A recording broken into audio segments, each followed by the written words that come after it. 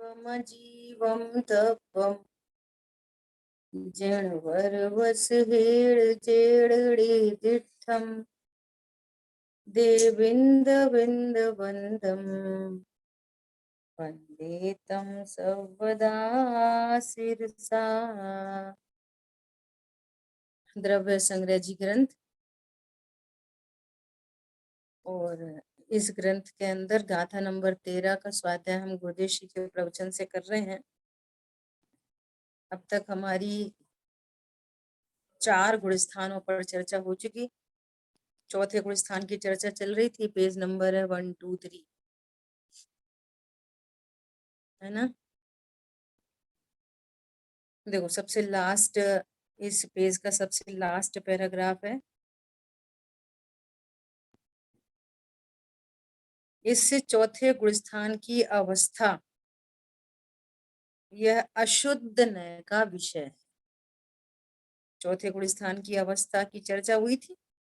शादी करने का भाव आ जाए, व्यापार करने का भाव उत्पन्न हो, है ना, युद्ध आदि के भाव उत्पन्न हो, विषय भोग के भाव उत्पन्न हो। तो ये जो अवस्था है ये अशुद्ध नय का विषय तथा उस समय अखंड चिदानंद आत्मा की दृष्टि करना यह शुद्ध नय का विषय। देखो फिर से समझना, नए ज्ञान की पर्याय में होते हैं, है ना। ज्ञान किसी एक अंश को मुख्य कर सकता है, अन्य को गौड़ कर सकता है। ज्ञान में मुख्य गौड़ की व्यवस्था है, श्रद्धा में मुख्य गौड़ की व्यवस्था नहीं होती।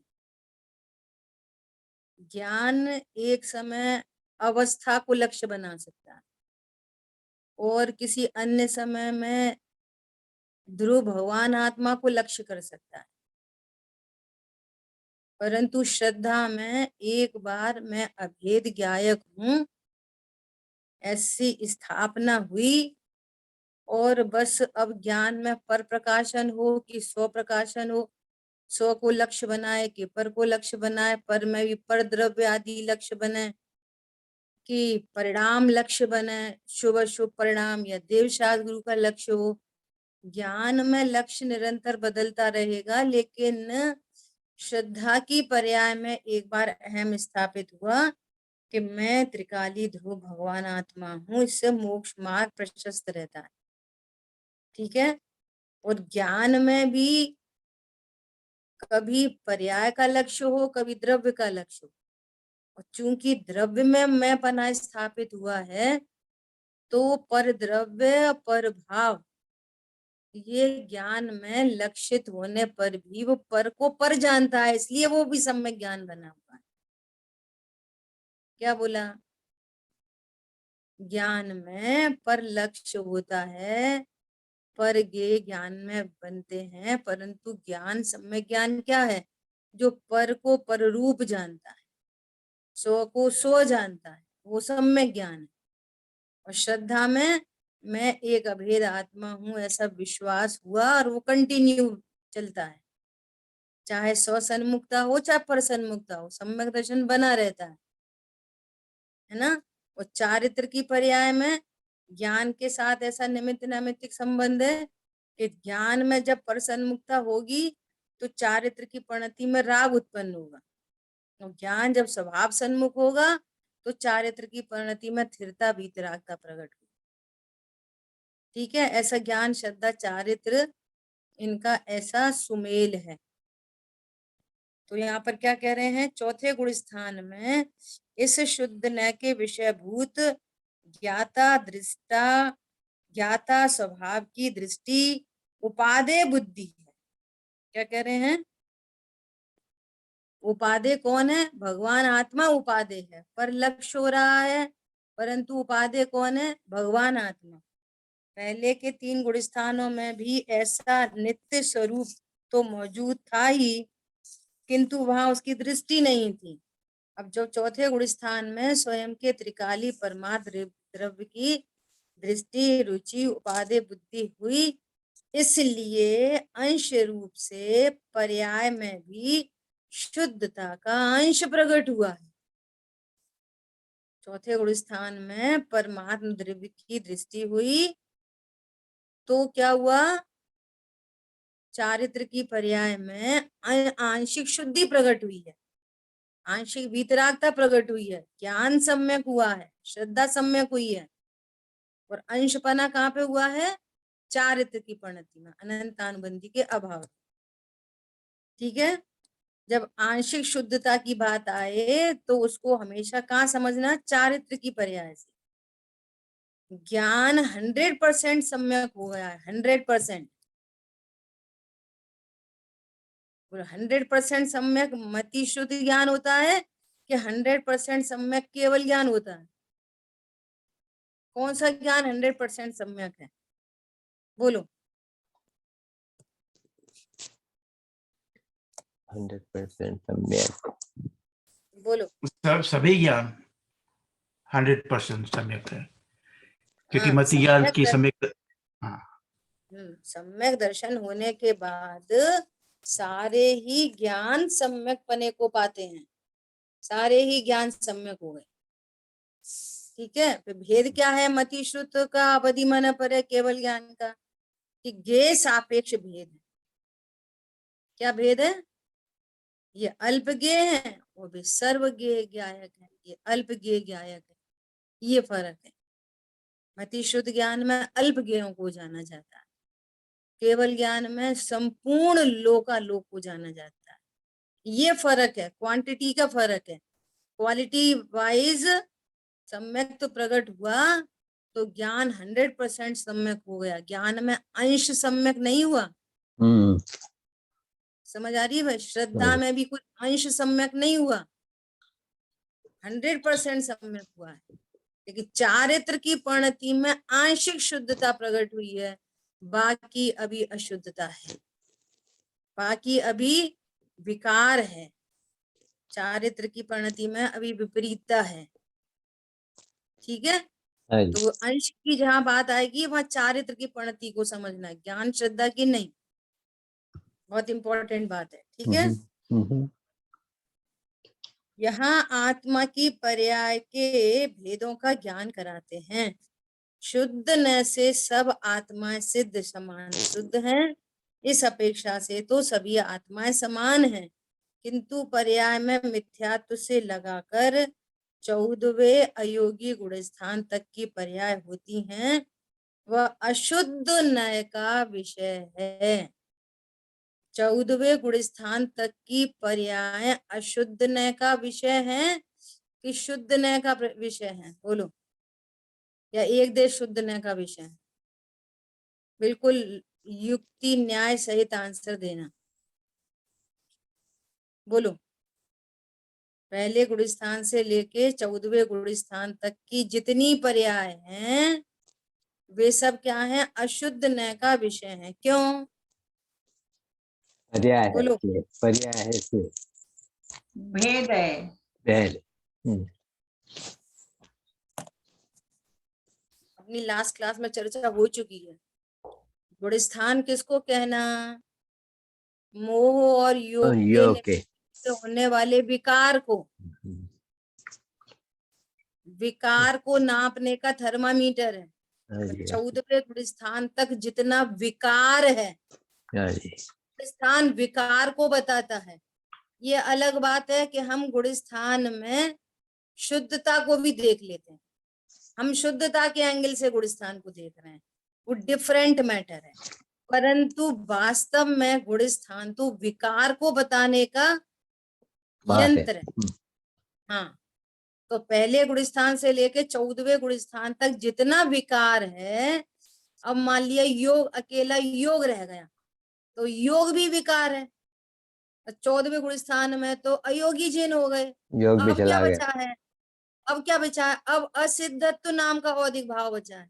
अच्छा, है ना, अब सिद्ध होने जा रहे हैं, सिद्ध होंगे तो असिद्धत्व नाम का अधिक भाव भी मिट जाएगा, है ना। तो पहले गुण स्थान से 14वें गुण स्थान तक के जो भी गुण स्थान संबंधी परिणाम है वे सब अशुद्ध नय का विषय है। पॉइंट समझ में आया? और वहां हम अपन सोने का एग्जाम्पल देते हैं कि अरे ये सोना 22 कैरेट का है, तो 22 कैरेट हमें क्या बताता है कि 2 कैरेट की अभी अशुद्धि है, या अपन ये बोले कि 2 कैरेट की अशुद्धि है, इसका मतलब 22 कैरेट शुद्ध हो गया। दोनों अपेक्षा दिखती है ना, कितनी शुद्धता कितनी अशुद्धता। तो गुणस्थान वास्तव में तो अशुद्धता बताने वाली बात है, तो वो ऊपर तक बात चली जाती है। और हम इतनी अशुद्धता बची है, इसका मतलब इतनी शुद्धता प्रकट हो गई है, तो हम 13वें गुणस्थान को घाती कर्म के अभाव से शुद्धता देख लेते हैं, और गुणस्थान शेष अघाती कर्म संबंधी जो अशुद्धता है, गुणस्थान अशुद्धता को बताता है। समझ में आ रही है बात?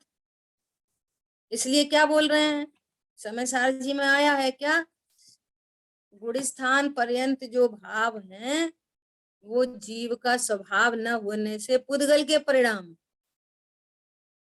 तो गुणस्थान जीव की पर्याय है कि पुद्गल के परिणाम है? अब ये स्यादवाद शैली समझनी पड़ेगी। समझ आ रही है? कर्म के उदय में होने वाले परिणाम को, क्योंकि जो शुद्धता है ना वो कर्म के उदय का कार्य नहीं है, औदिक भाव कर्म के उदय का कार्य है। वो तो कर्म के अभाव रूप शुद्धता प्रकट हुई है। तो शुद्धता को पुद्गल का नहीं कह रहे, अशुद्धता को पुद्गल का कह रहे हैं। समझ में आ रही है बात?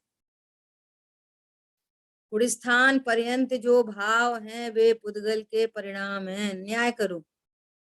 तो गुणस्थान पर्यंत यदि हम गुणस्थान को अशुद्धता से के एंगल से समझेंगे तो ये वाली बात न्याय से सिद्ध होगी। और यदि हम शुद्धता को लगाएंगे तो शुद्धता तो स्वभाव के आश्रय से होने वाले परिणाम है, वे पुद्गल के परिणाम नहीं है, वो तो जीव का स्वभाव प्रकट हुआ है। समझ में आ रहा है? जी दीदी बराबर। हाँ ऐसा। तो अभी क्या कह रहे हैं कि चौथे गुणस्थान में सम्यक दर्शन है। उस भूमिका में सर्वज्ञ भगवान ने जैसा कहा वैसा स्वयं की शुद्धता का ज्ञान होता है, लेकिन वहां अभी अप्रत्यख्यान वर्ण कषाय है, इसलिए व्रत नहीं है। ऐसा चौथा गुणस्थान है। देखिए, पर्याय आदरणीय नहीं है किंतु ज्ञान में जानने योग्य है। आदरणीय तो शुद्ध न के विषय रूप शुद्ध आत्मा है। आदरणीय कौन है? मैं पने, आदरणीय मतलब मैं पन्ने से स्वीकार करने योग्य कौन है? कि त्रिकाली ध्रुव भगवान आत्मा, शुद्ध न की विषयभूत शुद्ध आत्मा। चौथे गुणस्थान में शुद्धता प्रकट हुई है। प्रकट हुई है, इतनी शुद्धता प्रकट होती है, मिथ्या चला जाता है, अनंतानुबंधी चली जाती है, उसके अभाव रूप शुद्धता प्रकट होती है, ये जानने योग्य है। और अभी अप्रत्यख्यान प्रत्यख्यान संजुलन संबंधी अशुद्धता वहां पर विद्यमान है, ये भी जानने योग्य है। शुद्ध परिणति भी आश्रयभूत उपादेय नहीं। अशुद्ध परिणति तो आश्रयभूत उपादेय है ही नहीं, लेकिन शुद्ध परिणति भी आश्रयभूत उपादेय नहीं है। आश्रयभूत उपादेय तो एकमात्र शुद्धात्मा ही है। ठीक है? पर्याय में दो तरह के भाव आ गए, एक शुद्ध भाव और एक अशुद्ध भाव। दोनों को क्या करना? बस जानने योग्य है, कितनी शुद्धता है कितनी अशुद्धता, ये ज्ञान का काम है, श्रद्धा का नहीं। श्रद्धा तो एक बार अभेद हुई त्रिकाली ध्रुव में, बस वो कैरी फॉरवर्ड हो गई। ज्ञान का काम है स्वपर प्रकाशक। ठीक है? जी दीदी। देश विरत गुणस्थान, पंचम गुणस्थान की बात करते हैं। अंतर चैतन्य के चिदानंद स्वभाव का ज्ञान होने के बाद आत्मा के विशेष अनुभव से एक देश राग दूर होकर वीतराग भाव प्रकट होने से अप्रत्यख्यानावरण कषाय का अभाव होकर पांचवा गुणस्थान प्रकट होता है। आंशिक शुद्धि जिससे प्रगटी और फिर उसी चिदानंद स्वभावी भगवान आत्मा का आश्रय, इससे दूसरी कषाय भी टूट गई। दो कषाय चौकड़ी का अभाव। अब सुनो, अब यहाँ बहुत बढ़िया बात आएगी। यहाँ 5 अणुव्रत तथा प्रतिमा वगैरह होती हैं। तो ये 5 अणुव्रत, तो अब अणुव्रत की चर्चा 2 प्रकार से, निश्चय अणुव्रत और व्यवहार अणुव्रत। निश्चय अणुव्रत क्या है? निश्चय अहिंसा क्या है? कि स्वभाव में स्थिर परिणति, जहां राग उत्पन्न नहीं हो रहा। तो कौन सा राग उत्पन्न नहीं हो रहा? अनंतानुबंधी अप्रत्याख्यान राग उत्पन्न नहीं हो रहा, तो उतनी अहिंसा प्रति समय चल रही है, ये निश्चय अणुव्रत। 2 कषाय चौकड़ी का निश्चय अणुव्रत जहां पर है अभाव रूप, तो वहीं बाहर में पर द्रव्यों के प्रति दया क्षमा का भाव है। तो जो पर द्रव्य के प्रति अहिंसा पल रही है वो व्यवहार से अणुव्रत। अणुव्रत कितने प्रकार के होते हैं? एक निश्चय और एक व्यवहार। कितने प्रकार के होते हैं अणुव्रत? बोलो। दो प्रकार के आपने बताए, निश्चय और व्यवहार। 2 चौकड़ी के अभाव रूप जो है वो निश्चय है, और उसके अतिरिक्त जो बाहर में जो भाव होते हैं वो वहाँ व्यवहार। हाँ, अणुव्रत तो एक ही प्रकार का होता है, इसका निरूपण 2 प्रकार से। बराबर बराबर दीदी। जी समझ आई जी बात? जी जी जो दीदी। 2 कषाय चौकड़ी के अभाव की वीतरागता है वो निश्चय अणुव्रत है, और जो साथ में शुभ राग चल रहा है वो तो बंधरू भाव है, शुभ भाव है। बंधरू भाव होने से अशुद्ध न का विषय है, वो उसको व्यवहार अणुव्रत नहीं, व्यवहार से अणुव्रत कहते हैं। से लगा दो बीच में। दीदी सुंदर अणुव्रत, स्पष्टता। बराबर। हाँ, विश्व में कोई भी वस्तु 2 प्रकार की नहीं होती, उसके निरूपण अनेक प्रकार से होते हैं। निश्चय अणुव्रत, 2 कषाय चौकड़ी के अभाव की वीतरागता। व्यवहार अणुव्रत अर्थात व्यवहार से अणुव्रत, जो अणुव्रत तो है नहीं, पर अणुव्रत का निमित्त होने से, सहचारी होने से, है ना, जिस पर जिन शुभ भावों के ऊपर अणुव्रत का आरोप आता है वे वास्तव में बंधरू भाव हैं, वे अणुव्रत नहीं। ठीक है, ये हमेशा ख्याल में रहना चाहिए। अब यहाँ पर क्या करेंगे कि प्रतिमा वगैरह होती है, तो वास्तव में अंतरंग में वीतरागता के अंश बढ़ते जा रहे हैं।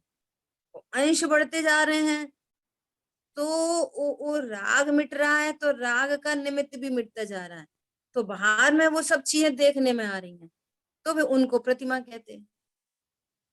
ठीक है, अब ये गुण स्थान में उन अणुव्रत और महाव्रत जो विकार रूप भाव है, गुण स्थान तो उसको नापता है। समझ में आ रही है बात? जी गुण स्थान किसको नापेगा? जो शेष शुभ परिणाम है, शेष जो विकार है, शुभ अशुभ भाव है, उसको बताएगा गुण स्थान। और हम समझ लेंगे कि इतनी वितरागता प्रकट हो गई, जो निश्चय से अणुव्रत है वही निश्चय प्रतिमा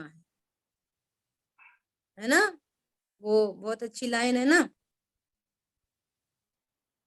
संयम अंश जग्यो जिनके घट, भोग अरुचि परिणाम, उदय प्रतिज्ञा को भयो, प्रतिमा था को नाम। संयम अंश प्रकट हुआ, पर अब संयम के नाम पर भी हमको वही प्राणी संयम दिखाई देता है, इंद्रिय संयम दिखाई देता है ना। वास्तव में संयम का क्या है कि स्वभाव के आश्रय से प्रकट होने वाली वीतराग परिणति वो संयम है। अब उस संयम को कैसे दिखाएं? तो इंद्रिय संयम और प्राणी संयम से उसको दिखाते हैं। तो उसमें क्या होता है, स्वभाव के आश्रय से जब अपना आनंद प्रकट होता है तो भोग अरुचि परिणाम, भोगों के प्रति अरुचि आती है। क्यों आती है? कि निर्णय किया है कि एक द्रव्य दूसरे द्रव्य का नहीं होता, एक द्रव्य दूसरे द्रव्य को भोग नहीं सकता। मैंने आज तक पर को भोगा नहीं, भोग सकता नहीं। पहले समझ रहा था कि भोग रहा हूं, पर भोग तो तब भी नहीं रहा था। मैंने कभी भी परद्रव्य को भोगा नहीं, और भोगने के जो परिणाम हुए वो भी स्वभाव के आश्रय से मिट गए। समझ में आ रही है बात? भोग जी सत्ता दीदी। नहीं और स्वभाव के आश्रय से आनंद हुआ। आनंद हुआ तो भोगने के भाव भी दूर हो रहे हैं, तो भोग अरुचि परिणाम। तो उदय प्रतिज्ञा को भाई, प्रतिज्ञा हो गई, अब इसकी जरूरत नहीं, मुझे इसकी जरूरत नहीं, इसकी जरूरत नहीं, इसकी जरूरत नहीं, कोई दवाई खाने की जरूरत नहीं, मैं तो स्वयं ही स्वस्थ होता जा रहा हूँ, अब क्यों दवाई खाएंगे। समझ आई बात? जी। दवाई मिटती जा रही है, बस प्रतिमाता को नाम ऐसा। देखो, अंतर में सहज स्वभाव का अनुभव बढ़ गया, अंतर में सहज स्वभाव का अनुभव बढ़ गया। पहले देर देर में अनुभूति हो रही थी, अब जल्दी जल्दी होने लगी, जल्दी जल्दी देर होने लगी, थोड़ी देर तक रुकने लगी प्रणति। पहले थोड़ी देर के लिए प्रणति स्वरूप में समाई, वापस बाहर, लेकिन अब उसका टाइम फैक्टर भी बढ़ रहा है, ड्यूरेशन भी घट रहा है और टाइम फैक्टर बढ़ रहा है। उससे क्या हो रहा है कि दूसरी कषाय भी मिट गई और बाह्य में हिंसा आदि छूट गए। 5वें गुण स्थान में व्रत प्रतिमा होती हैं, उन 11 प्रतिमाओं में क्रमशः शुद्धता का अंश बढ़ता जा, गुण स्थान 5 वही है और 5वें गुण स्थान के अंदर फ्रैक्शन बढ़ते चले जा रहे हैं वीतरागता। तो जितनी वीतरागता की वृद्धि होती जा रही है उतनी बाहर में प्रतिज्ञा बढ़ती जा रही है, उसको प्रतिमा कह रहे हैं। जैसे जैसे अंतर में आनंद का स्वाद बढ़ता जाता है वैसे वैसे प्रतिमा बढ़ती जाती है और उस प्रकार का राग और राग के निमित्त छूटते जाते हैं, वीतरागता बढ़ती जाती है। तो भैया बाहर में ब्रह्मचर्य प्रतिमा आ गई, वीतरागता की वृद्धि हुई तो अनुमति त्याग प्रतिमा, भैया आप जिसको घर गृहस्थी में जिसको जो काम करना है अपने अपने एंगल से करो, हमारी कोई परमिशन नहीं, हमारी अनुमति की आवश्यकता नहीं, हमारा कोई अनुबंध नहीं है ना। तो बाहर बाहर से वैराग्य होता जा रहा है, अंतरंग में वीतरागता बढ़ती चली जा रही है। तो फिर वो प्रतिमाओं को जो वीतरागता बढ़ रही है ना, उस वीतरागता को कैसे दिखाएं, तो इन परिणामों से वो वीतरागता दिखाई जाती। देखो ये गृहस्थी में रह रहे हैं, देखो इनकी वीतरागता कि इनको किसी से कुछ कहने का भाव ही उत्पन्न नहीं होता, देखो इनकी वीतरागता, ये सचित वस्तुओं का इन्होंने त्याग किया, है ना। ऐसा सब लगा लेना 11 प्रतिमाओं का जो स्वरूप है। अब कोई उन्हीं उन्हीं को प्रतिमा समझे और उसी की कॉपी कर ले, वैसे ही वैसी क्रिया होने लग जाए, वैसे के वैसे बातचीत भाव भी होने लग जाए वैसे वैसे, और स्वभाव का आश्रय नहीं है तो कितने अनुवृत्ति और कितने प्रतिमाधारी, निश्चय अनुव्रत तो है नहीं। समझ में आ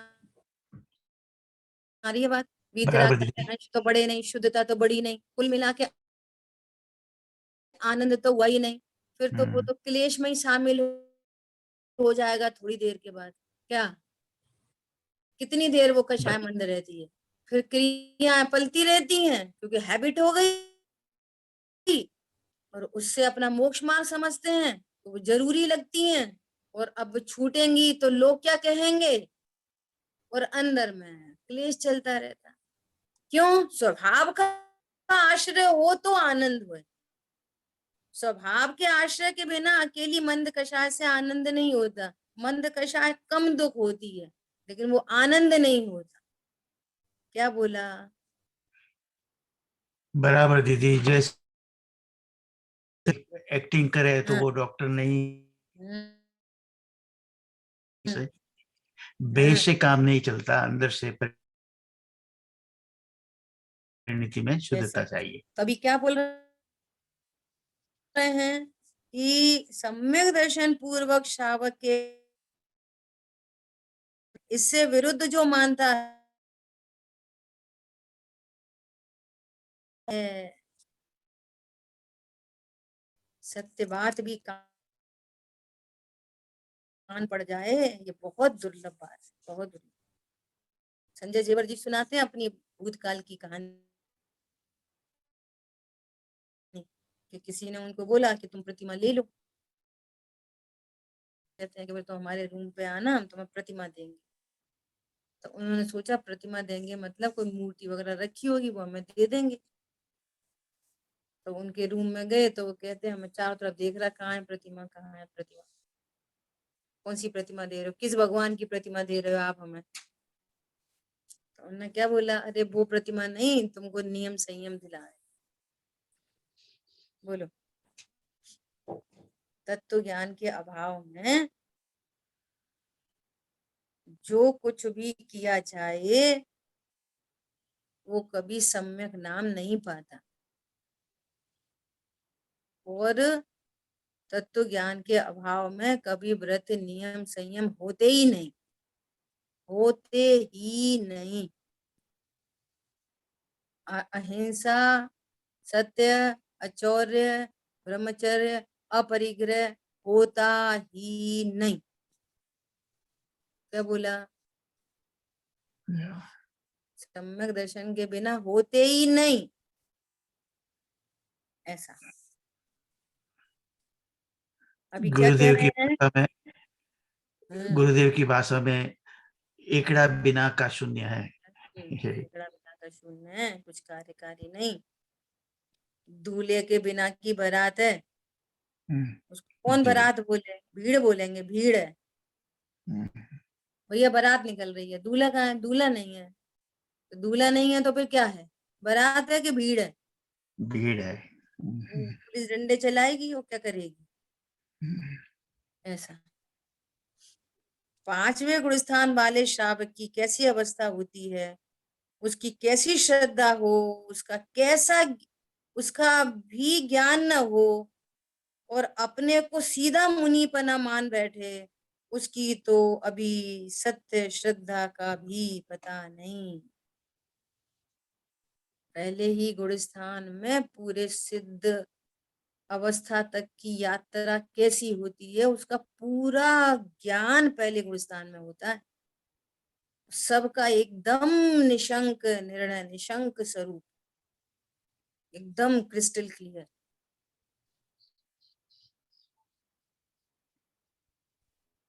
बताओ, अभी तो बिल्कुल स्पष्ट देख लिया। पहले ऐसा लगता था कि कैसे होता होगा ऐसा, कि बाहर में महाव्रत का पालन हो रहा है, वस्तु स्वरूप का पता नहीं, और आत्मा की बात भी कर रहे हैं। अब पता चल गया कि यदि हमने पत्नी बच्चे दुकान मकान छोड़ दिए, इसका मतलब है कि हमने उनका मोह छोड़ दिया। हमारा मोह तो छूट ही गया, सो हमने महाव्रत का पालन किया। अब ये महाव्रत के पालन होने के बाद अब चारित्र मोह छूटे तो हम भगवान बन जाएंगे। सो अब तो चारित्र मोह को छोड़ने की बात है। मोह तो हम छोड़ के ही आ गए, पत्नी बच्चों को छोड़ा था। समझ में आ गई बात, मूल में भूल। बताओ कैसी बात हो गई। अभी कल परसों यहाँ पे सुबह मंदिर जी में ऐसे चर्चा चल रही, मन तो नहीं करता बोलने का कुछ भी किसी के प्रति, परंतु पर्पस बस इतना ही है, किसी की आलोचना निंदा से मतलब नहीं है। बात यह है कि हमारा ज्ञान कितना अलर्ट हो, सिर्फ इसलिए ये वाली बात कहने में आती है, नहीं तो बिल्कुल मन नहीं करता कुछ कहने। पर दृष्टि महाविकार है। क्या बात चल रही कि जितना राग छूटा उतना तुम्हारा ज्ञान सम्यक है, उतना श्रद्धान सम्यक है, उतना आचरण सम्यक है। और जितना राग है अभी, उतना ज्ञान भी सही नहीं, उतनी श्रद्धा भी सही नहीं, उतना चारित्र भी सही नहीं। समझ आ गई बात। अब वाली अपनी चर्चा हुई कि ज्ञान कितना सम्यक है, क्या 100%, श्रद्धा कितनी सम्यक है, 100%। अंश और का कार्यक्रम तो चारित्र में पड़ता है। ऐसा नहीं है कि अनंतानुबंधी राग छूटा है ना जितना, उतना ही ज्ञान सम्यक है और बाकी ज्ञान मिथ्या है। समझ में आया। देखो निरूपणा कैसी कैसी हो जाती। किसी ने पॉइंट पकड़ा, क्या कहा अभी, जितना राग छूटा है उतना ही ज्ञान सम्यक है। उतना ही श्रद्धान सम्यक है, और जितना राग है उतना ज्ञान और श्रद्धान सम्यक नहीं है। बराबर दीदी। और बोलो। बिना राग छोड़े भी शरीर कुटुंब परिवार तो छूट सकते हैं, तो इसका मतलब नहीं कि ये राग छूटा है। यहाँ तो ये कह रहे हैं कि भैया श्रद्धा 100% सम्यक होती है, जी। राग 100%, ज्ञान 100% सम्यक होता है। ऐसा नहीं है कि राग है तो ज्ञान विपरीत है, राग है तो श्रद्धा विपरीत है। बराबर। अप्रत्यखान प्रत्यखान संजुलन राग है तो उतना उतना ज्ञान श्रद्धाचार्य, ज्ञान और श्रद्धा भी विपरीत है, ऐसा स्वरूप नहीं है।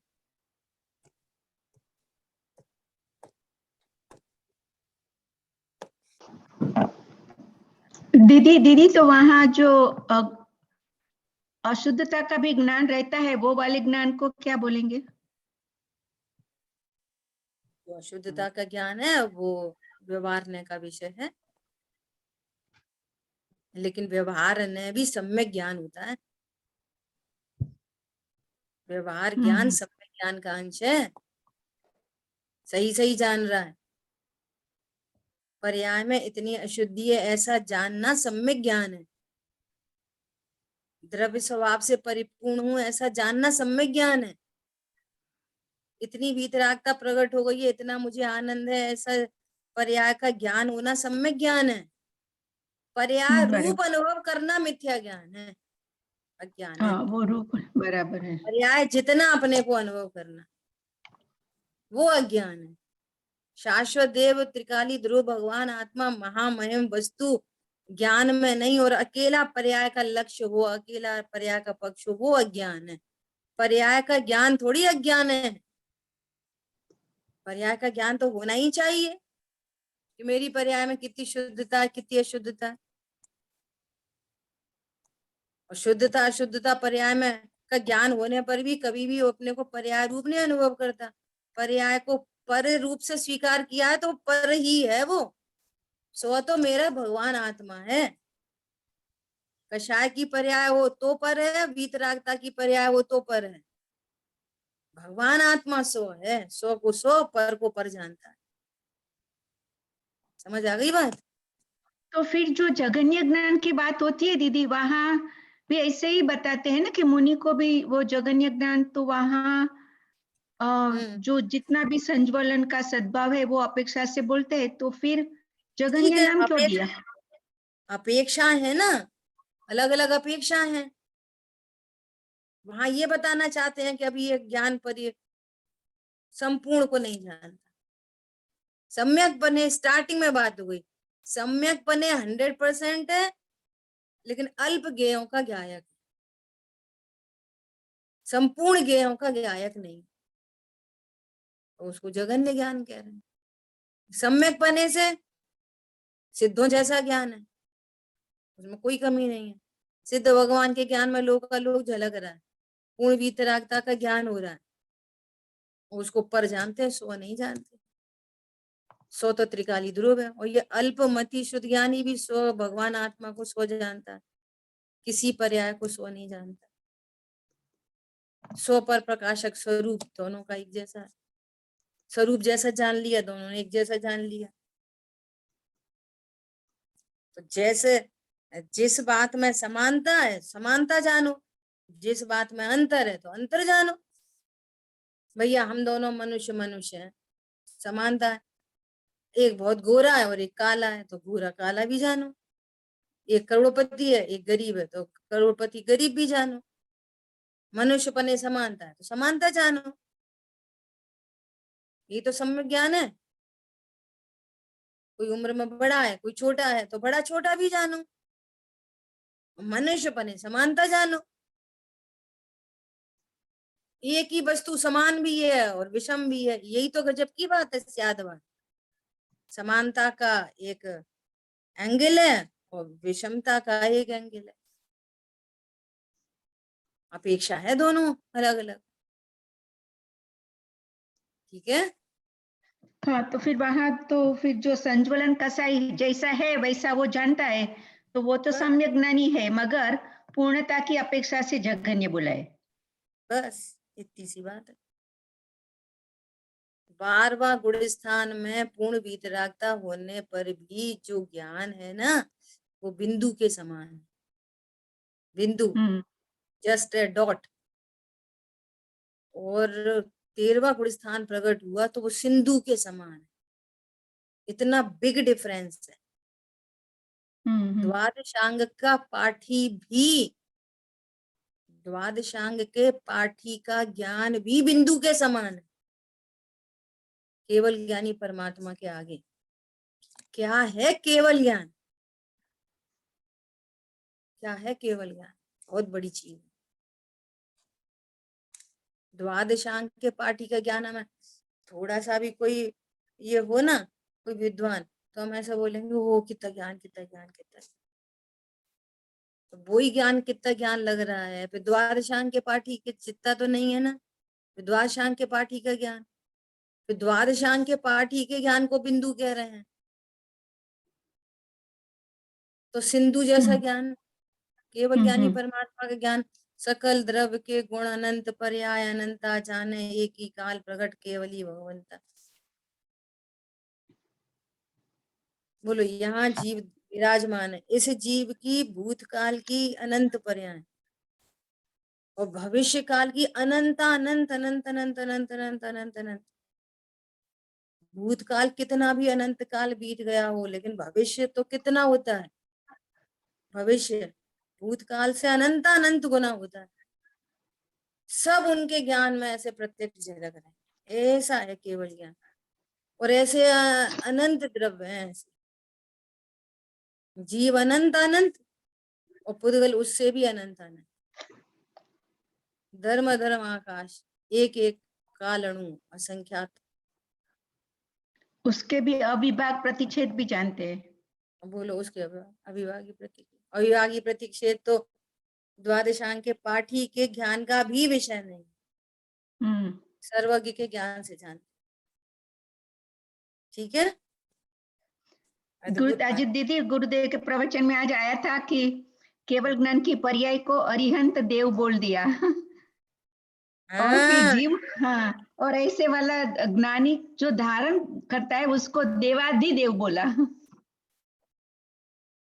बोलो, माने मैं देवादि देव हूँ, वैसे बताते थे वो। हमें अनंत भगवान के अनंत अवस्था का नाम है, जीव का नाम अनंत नहीं है। हाँ, बहुत बढ़िया। सिद्ध अवस्था का नाम है, जीव का नाम सिद्ध नहीं है। जीव सिद्ध नहीं होता कभी भी, जीव कभी अनंत नहीं होता। अब देखो, केवल ज्ञान की इतनी महिमा है ना। अभी अपन चर्चा कर रहे हैं मति शुद्ध ज्ञान की, उसको बिंदु कह रहे हैं। केवल ज्ञान की महिमा, अब केवल ज्ञान भी तो इटसेल्फ एक पर्याय है एक समय की। ऐसी अनंत पर्याय और ऐसे एक गुण, ज्ञान गुण, और ऐसे अनंत गुण, और ऐसे अनंत गुण, अनंत शक्ति, अनंत धर्म युगल का धारी जीव। अब जैसे हम मति श्रुत ज्ञान और केवल ज्ञान का कंपैरिजन कर रहे थे, ऐसी एक केवल ज्ञान की पर्याय और ज्ञान गुण का कंपैरिजन करो कि वो कितनी बड़ी शक्ति है ज्ञान गुण, जिसमें ऐसी अनंत केवल ज्ञान की पर्याय निकलती है। और ऐसा एक ज्ञान गुण नहीं, ऐसे अनंत गुण और ऐसी अनंत शक्ति, ऐसा अनंत। तो आप उस केवल ज्ञान की पर्याय को यदि हम देव कह रहे हैं, तो उसके कंपैरिजन में भगवान आत्मा हो गया ना महा महा महा महादेवादिदेव। कितनी बार महा लगाओ, बराबर। कितनी बार महा लगाना पड़ेगा? तो एक केवल ज्ञान की पर्याय अनंत है। अब वो समग्र लगा लो, सारे अनंत गुणों की शुद्ध पर्याय अनंत दशा है। अनंत गुणों की अनंत शुद्ध पर्याय है ना, वो अनंत अवस्था है। संपूर्ण पर्यायों का ग्रुप। क्या बोला? अनंत गुणों की अनंत शुद्ध पर्याय का ग्रुप, ये अनंत दशा है। एक एक सिंगल पर्याय मोक्ष तत्व है। सिंगल पर्याय मोक्ष तत्व, ज्ञान की शुद्ध पर्याय मोक्ष तत्व, श्रद्धा की पूर्ण शुद्ध पर्याय मोक्ष तत्व, चारित्र की पूर्ण शुद्ध पर्याय मोक्ष तत्व, वीर गुण की पूर्ण शुद्ध पर्याय मोक्ष तत्व, समझ में आ रही है? कितने मोक्ष तत्व हो गए? अनंत मोक्ष तत्व हो गए। उस समग्र को अनंत दशा कहते हैं। बोलो तो अब उन पर्यायों के गुण देखो, और ऐसे अनंत शक्ति धर्मयुगल देखो, और फिर देखो महामहिम वस्तु को, तो हो गया ना देवादिदेव। बोलो ऐसा, देवादिदेव मैं हूँ, देवादिदेव। और ज्ञान में ये शरीर झलक रहा, ज्ञान में परिणाम झलक रहे, मैं ऐसा मैं वैसा, मेरे बच्चे मेरी बहू मेरे भी सुनते, वो नहीं सुनते, वो कम खाते, वो ज्यादा खाते, वो ऐसा करते। कहाँ रह गई ये बातें? कितनी दूर रह गई ये बातें? कहाँ तो ऐसी केवल ज्ञान की बात, और कहाँ ये एकदम सेंसलेस, जिसका कोई अस्तित्व नहीं, मेरे ज्ञान में जिसका कोई अस्तित्व नहीं। समझ में आ रही है? ये ऐसा स्वभाव है दीदी, वो टंकोत्कीर्ण नहीं होता है। हाँ, वो जान साम स्वभाव सुनते तो है। टंकोत्कीर्ण है, और ज्ञान उसको स्वीकार करे। स्वभाव तो फिर भी टंकोत्कीर्ण है, स्वभाव हाँ, थोड़ी वो कहीं स्वीकार। वो स्वीकार। तो अभी क्या कह रहे हैं? चौथे गुण स्थान में भी सत्यार्थ देवशाह गुरु की कैसी श्रद्धा होती है, उनके प्रति कितना हर्ष और उत्साह होता है, उसका तो जिसको ज्ञान नहीं, और कुदेव कुगुरु को शास्त्र का पोषण कर मूढ़ता सेवन कर रहा है। अब देखो ये भूल अपने लोगों में भी रह जाती है। क्या रह जाती है? हम कौन कुदेव को मानते, हम कौन रामचंद्र जी के मंदिर, हम कौन हनुमान जी के यहाँ जाते, हम कौन बाइबल को पढ़ते, हम कौन चर्च जाते? समझ में आ रही है बात? कि तुम चर्च तो नहीं जाते, जाते तो तुम जैन मंदिर में ही हो। जैन मंदिर में ही दो मूर्ति रखी है, एक श्वेतांबर और दिगंबर। क्या फर्क पड़ता है? हम तो श्वेतांबर में भी हाँ सिर झुका लेते, दिगंबर में भी सिर झुका लेते। नंबर एक। नंबर दूसरी बात, जहां अकेली दिगंबर मूर्ति है, लेकिन हम उस दिगंबर मूर्ति को भी जस्ट अपनी कषाय, अपने विषय भोग को फुलफिल करने के लिए उनको पूछते हैं, हे भगवान हे भगवान हे भगवान। तो भी आप वीतरागी देव को कुदेव की तरह ट्रीट कर रहे हो। क्या बोला? तो ग्रहित मिथ्या दृष्टि ही हो। क्या कहा? राजा शेणिक का मुनिराज के गले में सर्प डालने पर कोई मुनिराज थोड़ी रागी थे, उन्होंने रॉन्ग ट्रीट किया था, सो उनको नरक गति का बंध हुआ। उनके रॉन्ग ट्रीट करने से, उनके ज्ञान में उनकी रॉन्ग इमेज होने से कुछ नहीं होता। चेन्ना के साधु आदू, अभी मैं सांप डालूंगा, अभी दूध का दूध पानी का पानी हो जाएगा, उठ के भाग जाएंगे। समझ में आ रही है? तो आपके ज्ञान में उनकी विपरीत उनकी श्रद्धा है। चलो विपरीत श्रद्धा भी नहीं हो, लेकिन सही श्रद्धान भी नहीं हो, उत्तरोत्तर बढ़ती बढ़ती हुई बात है। हम तो विपरीतता भी नहीं रखते, हम तो उनसे कोई विषय भोग की कामना भी नहीं करते, लेकिन आपको उनकी सर्वज्ञता वीतरागता का भी भाव आसन नहीं है, तो भी आप रॉन्ग ट्रैक पे हो। अभी आपके ग्रहित मिथ्यात्व का नाश नहीं हुआ। ये ही देव हैं, देव ऐसे ही होते हैं। क्या बोला? देव हमारे ऐसे ही होते हैं, अन्यथा नहीं होते। वीतरागी ही होते हैं, सर्वज्ञ ही होते हैं, उन्हें अन्य की नास्ती। ये वीतराग विज्ञानमयी है, और इनके आश्रय से हमको भी वीतराग विज्ञान की प्राप्ति होती है। और वीतराग विज्ञान ही मंगलमय है, मंगलकरण है। अभी एक वीर सागर जी भाई साहब का एक टाइटल आया था, मैंने शायद आप लोगों को ही भेजा था, वीतराग विज्ञान का, है ना, कि हमारे यहाँ वीतराग विज्ञान दोनों एक साथ क्यों कहे गए, कि यदि अकेला वीतराग कहते तो जहां राग प्रत्यक्ष नहीं दिखाई दे रहा, ऐसे पेड़ पौधे आदि भी वीतरागी सिद्ध हो जाते। समझ में आ रही है बात? वैसे बहुत अच्छा हाँ जी मैसेज दीदी। था। तो सुनो, ऐसे ही हम चाहे जिसको ज्ञानवान कह देते, तो ज्ञान कौन है? जो वीतरागता के साथ है वो ही वीतराग विज्ञान है। ऐसा बहुत बढ़िया मैसेज था, समझ में आया? देखो अपने यहाँ इसी पे तो पढ़ा है, क्या कह रहे हैं कि यदि अकेला वीतराग कहते तो अचेतन पदार्थों में भी शिव स्वरूप शिवकार होने का प्रसंग आता, क्योंकि अचेतन पदार्थों में तो राग द्वेष होता नहीं, तो अचेतन पदार्थ वीतरागी सिद्ध हो जाते। समझ में आ रही है बात? और अकेला विज्ञान कहते तो रागी द्वेषी जीवों को में भी शिव स्वरूप शिवकार होने का प्रसंग आ जाता। नॉलेज बहुत है, तो यहाँ पे अकेली नॉलेज नहीं चाहिए, यहाँ पे कैसा चाहिए? नॉलेज विद, क्या कहना चाहिए, चारित्र को क्या कहना चाहिए? वीतरागता को right conduct, knowledge with right conduct, वीतराग विज्ञान ये कॉम्बिनेशन है। ये हमारे जिनागम में पूज्य है, ठीक है। भेद विज्ञान पूर्वक कषायों के अभाव होने से वो जीव पूज्य होता है, ठीक है। समय अपना हुआ है, शेष चर्चा अपन आगे करेंगे। 5वें गुण स्थान की तो चर्चा हो गई, लगभग 2 लाइन 3 लाइन बची हैं। ऐसे जीव को श्रावकपना अथवा मुनिपना होता ही नहीं, उसको यह मुनि अवस्था श्रावक अवस्था कैसी होती है इसका भी ज्ञान नहीं, ठीक है।